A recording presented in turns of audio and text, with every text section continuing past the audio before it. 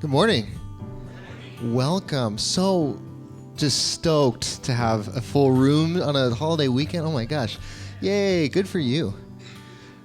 Welcome. That whole part where we did the candle lighting and then there was no flame whatsoever to be found, that was on purpose. I like to put little tests throughout just to see if you're paying attention. So we went just as I rehearsed and really glad about that. So, but it was always burning inside. Today, the art of spiraling upwards. This is a message about time, okay? How we experience time, and how our experience of time, our perception of time, has everything to do with how we feel about ourselves, how we see our own journey of life. The other day, I got an email for a package that I had ordered a long time ago, and it was delayed. I didn't hear anything for a while, and then all of a sudden, out of the blue, I got this notification that your package is shipped, and here is the tracking information. And this is what it said. You ordered on April 28th? Yeah, that's right. Shipped on May 20th? Mm-hmm. And expected delivery May 5th through 12th. You know, and I thought, like, that's great and all, but I didn't pay for that. Like, that's expedited far beyond what I was anticipating. I didn't even know that was an option, time travel. I guess next time you're on Amazon, there's same day, next day, and yesterday, apparently. So we'll see how much that costs. But time is such an important part of what it means to be human. You may even say that how we interact with time, how we arrange our lives in time, is something that's unique to us as human beings. We're the only species that does it in the way that we do it. I really love this cartoon. You have a human and a dog, and the human is thinking about everything in their past, everything in their future. And the dog is there right in the present moment. And that's something that I learned from my dog all the time, because I'm so stuck in time. But I'm stuck out of the present moment because I'm so trapped in time. And we know time can be a source of stress. There's not enough time. I feel like I'm running out of time. There's so much to do and so little time. But yet time can also be a source of comfort, right? That feeling when you're on vacation and it's the first day and you know you have like 6 or 7 days to go, and it just feels really good because you know all of the time that's ahead of you. And this is why I have a controversial opinion, but I'm going to say it. I think Friday is better than Saturday. Anyone with me? Oh, dangerous room. I'm not safe here. Okay, I think Friday is better than Saturday. Here's why. Saturday, Monday's not that far. You can already sense Monday. And look, don't get me started about Sunday. I love Sunday because I get to see you all, but you also know the term Sunday scaries, right? Because Monday is right around the corner. Now, if you're retired, you can just sit this one out. I'm sorry. You know? So I think Friday is better than Saturday because you have the whole weekend ahead of you. I even have opinions about Thursday, but I don't need to get into that today. That's a message for another time. So there's two types of time that we as humans tend to understand. There's linear time and there's cyclical time. Linear time is the way that in the modern day, most of us have come to perceive time. That here we are in the present, behind us is the past, in front of us is the future. So we tend to arrange things in this duality, past, future, new and old, and we think about ourselves as moving along this line, and we understand who we are based on our place in history. Not just the history of the world, but our own personal histories.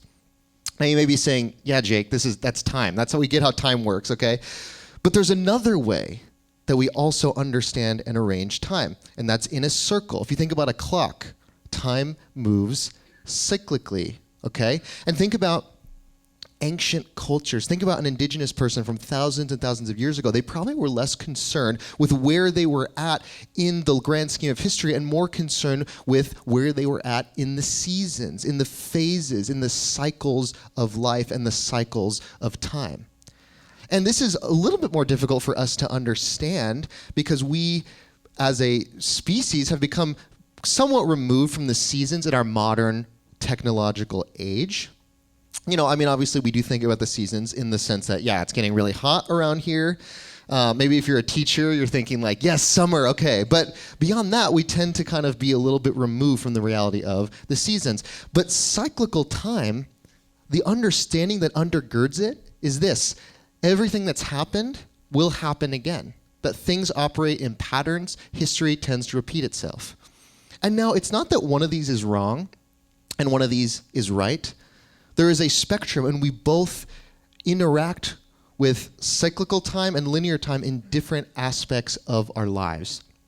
For example, think about your age. When you think about your age, you probably think of it in a line, right? You add a number every year, and it feels like each year is a little different than the last. You're moving in a particular direction. Maybe you think about your career similarly, that your career has changed, it's evolved, it's moving on a particular path. And yet, there are also aspects of our lives that are cyclical. Think about relationships, couples out there.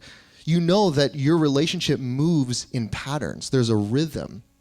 That I've heard it said that whether, you've been together with someone for a year or 40 years, tell me if this is true, couples, that you kind of have like the same fight over and over again. The specifics might change, but the pattern is there, right? I've heard it talked about like a dance, okay? And each member of the partnership has their own steps that they engage in, their own way that they participate in the dance. And yeah, the specifics of the conflict might change, but the patterns are there. To display this, I will now perform a one-man show, giving you an insight into what the dance looks like in my relationship. Okay, so what probably happens is Olivia's mad at me for something, which checks out because I'm me, and I deserve that. So she's upset, and then I feel embarrassed and shameful that she's mad at me. So I withdraw. I go inwards, and then she's frustrated that I'm going inwards, that I'm withdrawing because I can't be reached. We can't talk about it if I'm going inwards. So then seeing her even more angry makes me go even deeper inside. And then she gets more, and then it just kind of goes back and forth and it spirals out a little bit. And I figured out the only way to break that pattern is to interrupt it. And I've found for me what works is saying the 7 magic words. Do you want to go to Target?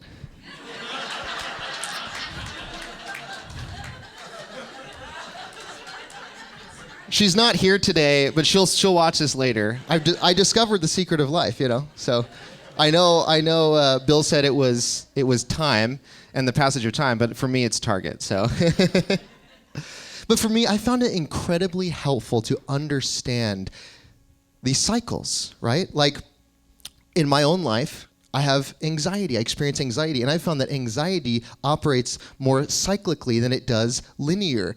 Because if I were to think about my anxiety in a linear way, I would say, well, I started here, and one day I'm just going to get rid of it. It's going to be done. So I have anxiety, and then I don't.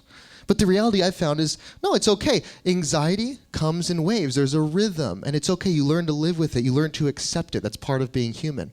I've also found spirituality often has a cyclical nature to it. Something that I've found just in my own personal journey is that I have this dance I do in spirituality where I forget my connection to each other, I forget my connection to the planet, my connection to source, and then I remember. I have these amazing moments like gathering in a room like this, and you remember, we're spiritual beings, we're connected, we're not separate.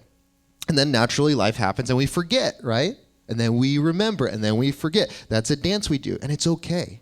It's part of what it means to be human. But this understanding of the line and the circle, they're actually they're ancient. And the ancient Greeks talked about these forces at work in our lives. The ancient Greek philosopher, he thought of the line using this word telos. And this word telos means ultimate object or aim. So essentially when we are participating or we are living off of the telos energy, we are motivated, we have an aim, we're going somewhere. It's that sense that life is moving in a particular direction, giving life purpose and meaning.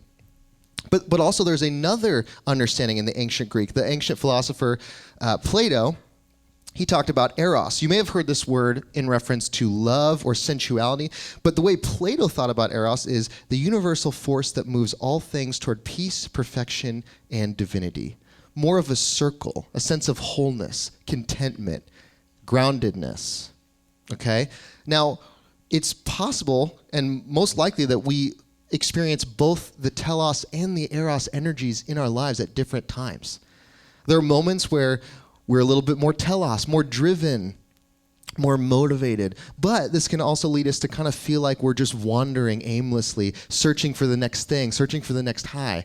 And there's also moments in our lives where we experience eros, deep contentment, acceptance, love, just gratitude for what is, the experience that we're having. But eros at times can also feel like Groundhog Day, like you're just repeating things over and over again. And this is probably true for many of us who are in partnerships out here. Like I know in couples in my relationship, I tend to bring a little bit more of that telos energy, that more of like, where are we going? What are we doing? And Olivia's more grounded, content, building a safe space, building a home, being satisfied with the day to day.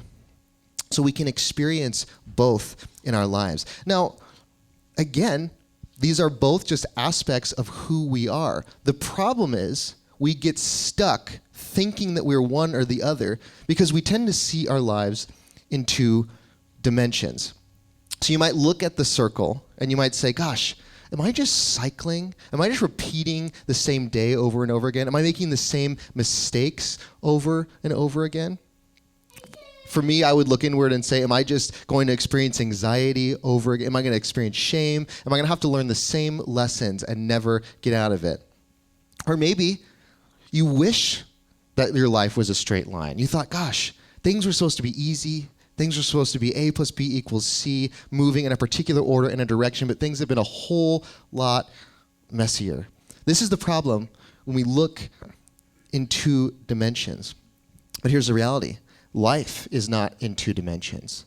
Life, one way or another, will find a way to stretch you. Love, loss, heartache, pain, grief, all of these things will stretch us, will grow us. They show us that life isn't just a line. Life isn't always that simple, and life isn't just a circle. And when we get stretched, when we get expanded into three dimensions, we can see more than just this. See, what happens when a circle and a line gets brought in to three dimensions? You get a spiral. You have a cycle that is moving in a particular direction. And the art of spiraling upwards is taking in this expanded view of your life. It's recognizing that, yeah, I'm going to make mistakes. Yes, I'm going to have to learn some lessons over and over again. But each step of the way, I'm making progress. Yeah, I'm going to have to deal with anxiety in a cyclical way. Yeah, I'm probably going to be in this dance with my partner where we get into patterns of conflict. But every time around, I'm learning new things about myself. I'm learning new things about the other person. I'm becoming more vulnerable. I'm developing tools. The art of spiraling upwards is the art of grace. Having grace for yourself and realizing that even your missteps, the moments that you would have called failures, they are grace. I love this quote by the author Paula D'Arcy. God comes to you disguised as your life. The worst moments, the most difficult moments, the times when the line was anything but straight, the times when you felt like you were most locked in a circle. What if those were grace? What if that was God showing up in your life? And this is hard enough just talking about our own life, let alone when we look around at the world. It's very easy to become cynical about our world, the world around us. We've all heard the term, those who fail to learn history are doomed to repeat it, and sometimes that feels so true for the world we live in. And yes, on some level it is true, but it is also true that we've come an incredible way when it comes to disease prevention, when it comes to extreme poverty, literacy, access to basic resources. We've also come a massive way. So many lives have been saved. And you could just say from a statistical point of view that we live in the best time that has ever been on planet Earth for humans when it comes to safety and survival. And it's also true that we have a lot of work to do, that we have a long way to go. Climate change, equality, we still have so much work to do, but we've also come a long way. And the art of spiraling upwards is the ability to hold both to be true.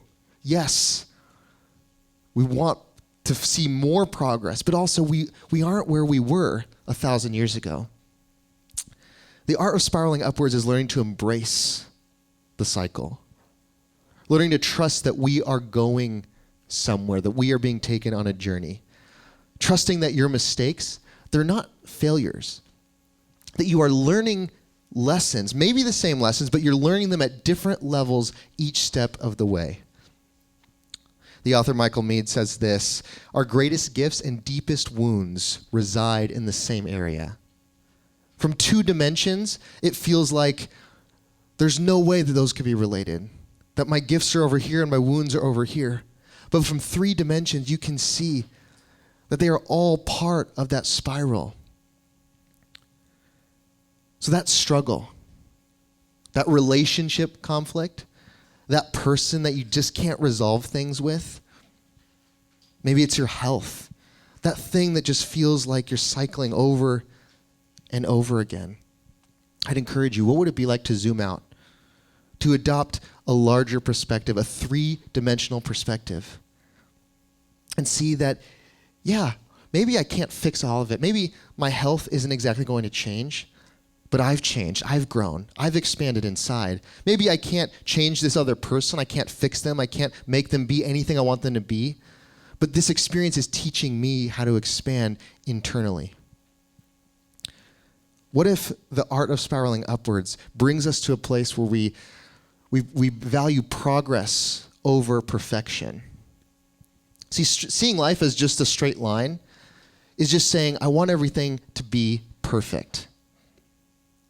But progress embraces the fact that it isn't exactly straight. Growing up, I adopted an understanding that was more about perfection over progress. Part of this came from my religious upbringing. Like many of you who grew up religious, I was given this understanding through the concept of sin. And in particular, I had a very 2-dimensional understanding of the concept of sin. That sin meant I was a failure. That you're either a saint or you're a sinner. You're either good or you're either bad. And I was basically led to understand that, well, if I sinned once, it was the same if I had sinned 1,000,000 times. So, my preteen logic was, while I'm here, might as well sin more, you know what I mean? Like, I'll get it all sorted out later, later today. Who knew, I didn't know lightning might have come and struck me down. But I was like, I'll sort it out. But, well, hey, might as well. That was my 2-dimensional understanding of sin. But if we actually go back to the ancient Greek and the ancient Hebrew, we see a much more complex 3-dimensional understanding. The ancient Hebrew and the ancient Greek for the word sin are these words, hata and hamartia, and they are both archery terms. So these words translate directly to missing the mark. You were aiming for something, and you didn't exactly hit what you were aiming for. It's a term of direction. Interestingly enough, the word for repent, what many of us have understood to be kind of the inverse of the word sin, the Hebrew word is shuv, which means to change direction. These words that have carried such a heavy emotional weight for so many of us for our entire lives, they're actually terms of directionality. They're not duality terms. Oh, you're either good or you're bad. You're either in or you're out. No, they're about aim. They're about what are you pointed towards and how is this helping you? And I hope this gives us a whole new lens to think about how this might play out in our own lives. Yeah, there are some behaviors in your life that maybe they're taking you the exact direction you want to go. Maybe they're helping you to spiral upwards. Maybe there's behaviors in your life that aren't really doing anything. They're not adding or taking away. And maybe there are behaviors in your life that are taking you not in the direction you want to go. They're spiraling you downwards. We know the same is true of people in our lives. There are people in our lives that take us where we want to go, There are people in our lives that don't exactly take us where we want to go. Relationships, like a magnetic pull. Doesn't mean that they're inherently good or bad people, but it's about the directionality of it. Now, we also know it's true that there is such a thing as a downward spiral. This is what we mean when we say, I'm spiraling out right now, right? And when we're talking about a downward spiral, usually what we're talking about is a negative feedback loop.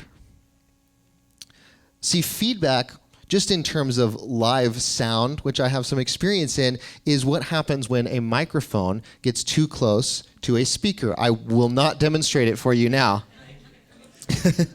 And the reason that it happens is because the microphone is meant to be receiving sound. It's an input. And the speaker is an output. But what happens is if the same thing that's going into the microphone is coming out of the speaker and going back out of the microphone, it gets caught in a loop. It's kind of like when you hold a mirror up against another mirror and the image is projected infinitely. But this is just what's happening with sound. And that's why you get that horrible screech.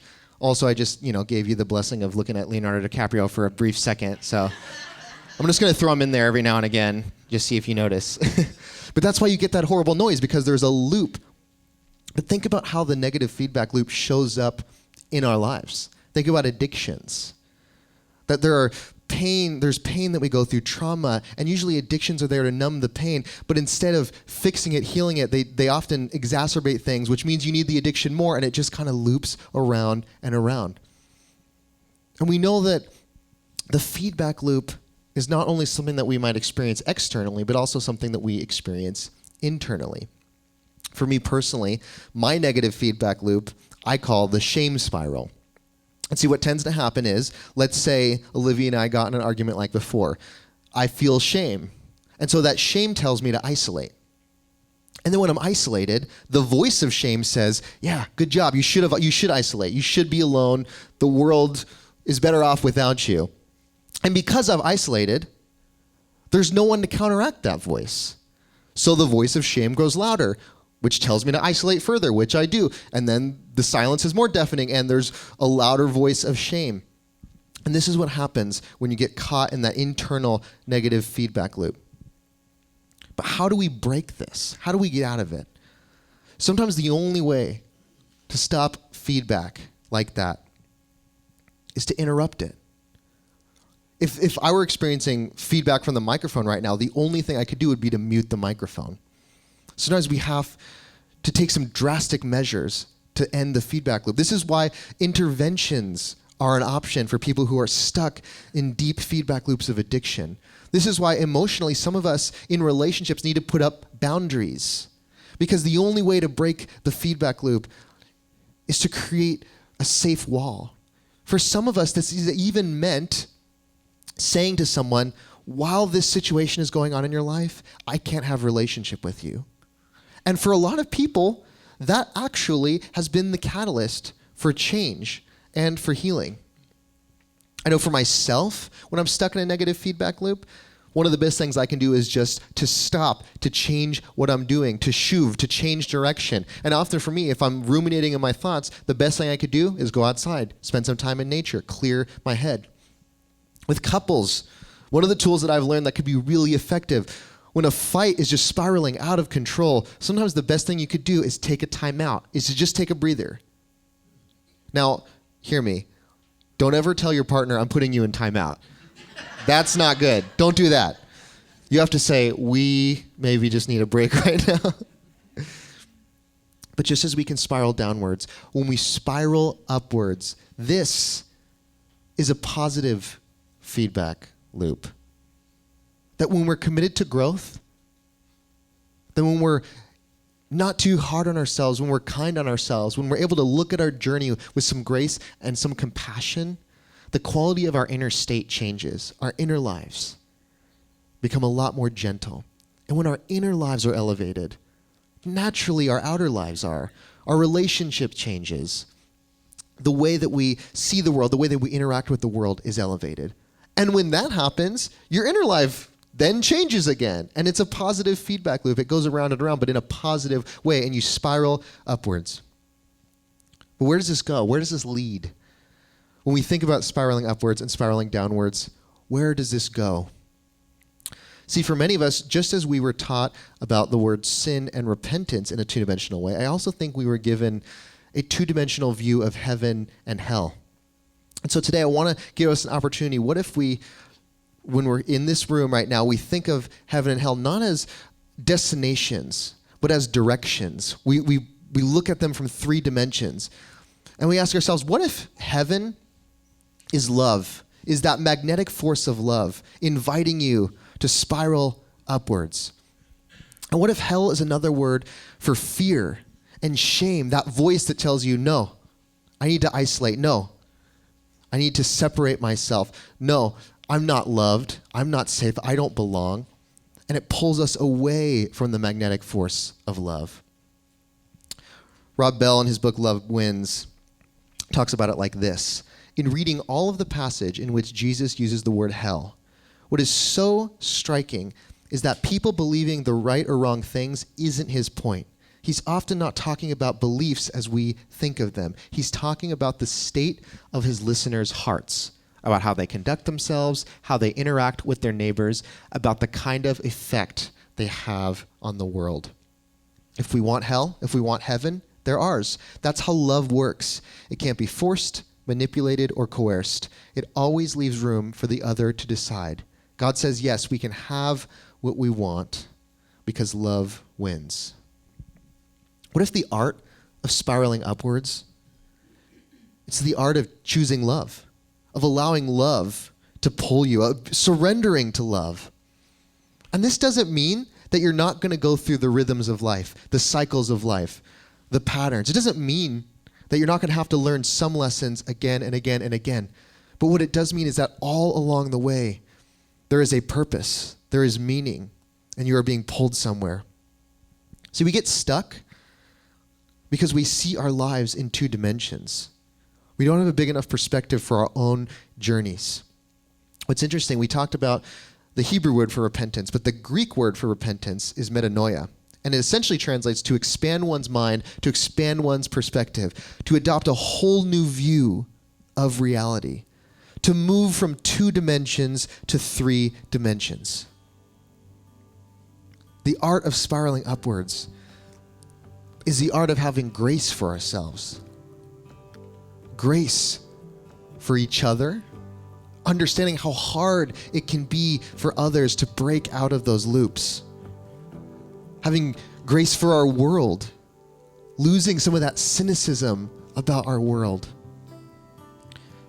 and having grace for our own journeys, understanding that, yeah, our lives aren't going to be like a straight line. And sometimes, yeah, it feels like you're stuck in a cycle. But the whole time, you are actually spiraling upwards.